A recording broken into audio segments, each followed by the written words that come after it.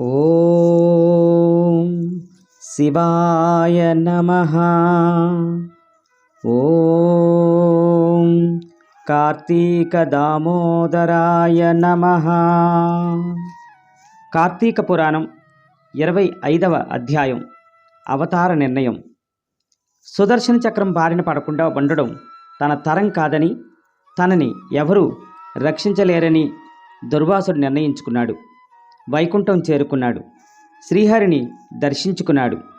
హే మధుసూదన, మాధవ, ఆర్తత్రాణ పరాయణ, జగద్రక్షక, నీవు తప్ప నన్ను రక్షించేవారు ఎవ్వరూ లేరు. సుదర్శన చక్రం నన్నుత్తరించగా వచ్చుచున్నది. భక్తాగ్రగణ్య, భక్తత్రాణ పరాయణ, శరణు శరణు అని వేడుకున్నాడు. ఓయి దుర్వాస, నీకిదేపాటి కనుక ఎంత ఆవేశమా? సత్కార్యాలు సానుకూలపరిచి విజయవంతం చేయవలసిన భాగవతోత్తముడవు నీకిదేం పని? భక్తులన్నా, భక్తుల చేష్టలన్నా నాకు ప్రీతిపాత్రమని తెలుసు కదా. నా భక్తుడైన అంబరీషుడు నా పట్ల గల భక్తితో పుణ్యవ్రతమైన ద్వాదశి పారాయణ తలపెట్టి నిష్టగా ఉన్న తరుణంలో తన వద్దకు వచ్చిన నిన్ను సాక్షాత్తు నన్నుగా గౌరవించి అతిథిగా నిన్ను ఆహ్వానించాడు. స్నానానికి వెళ్ళి ద్వాదశి గడియలు లుప్తం కాబోయే పర్యంతం జాగు చేసిన నీ నేరమును మరిచి మంచినీటిని గ్రోలి పారాయణ చేసిన వానిపై ఆగ్రహించుట ఎంతవరకు సముచితమో ఆలోచించలేదు. పైగా అతన్ని శపించి తీరని అపచారం చేసితివి.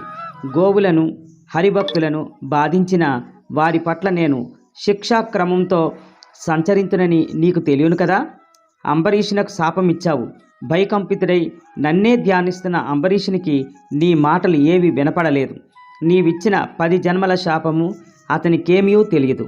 నన్ను శరణు కోరిన అతనికి నీవిచ్చిన శాపమును నేను అనుభవించు తలంపుతో అతని చేత అట్లే అనుభవించుదును అనిపించి, నీ శాపం వృధా కాకూడదు, నా భక్తునకు కీడు కలగకూడదు.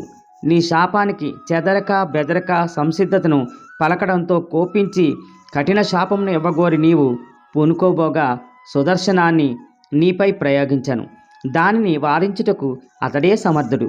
నీవు అంబరీషునికిచ్చిన 10 జన్మలను లోకోపకారంగా నేనే ధరింతును. మొదటిదైన చేపరూపం ధరించి సోమకుడనే రాక్షసుని వధించి వేదాలను కాపాడుతాను. రెండవదైన తాబేలు రూపం ధరించి దేవదానవులు క్షీరసాగర మదనం వేళ మందరగిరి పర్వతాన్ని మూపున ధరించి నీట మునిగిపోకుండా కాపాడుతాను. మూడవదైన వరాహ జన్మమెత్తి హిరణ్యాక్షుని చంపి అతడి చుట్టగా చుట్టి పట్టుకుపోతున్న భూమిని రక్షిస్తాను. నాలుగోదైన వికృత రూపం అవతారమగు నరసింహమూర్తినై జన్మించి హిరణ్యకశిపుని వధించి ప్రహ్లాదుని రక్షిస్తాను. 5వ జన్మయగు మరుగుజ్జు రూపం అవతారమున వామనునై బలిచక్రవర్తి గర్భాపహరణం చేస్తాను. 6వ జన్మగు జాలిలేని బ్రాహ్మణుడకు పరశురామునిగా జన్మించి మదోన్మత్తులకు రాజులను సంహరిస్తాను. 7వ జన్మయగు ఆత్మజ్ఞానము లేని క్షత్రియుడిగా రామునిగా అవతరించి రావణ కుంభకర్ణులను వధిస్తాను. 8వ జన్మయగు రాజ్యార్హత లేని రాజుగా కృష్ణావతారమెత్తి కంసుని సంహరిస్తాను.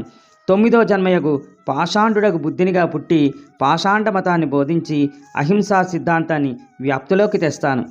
ఆఖరిదగు 10వ అవతారమగు పాపాత్మలను మోహింపచేసే కల్కి అవతారమెత్తి దుష్టులను శిక్షించి ధర్మాన్ని నడిపిస్తాను.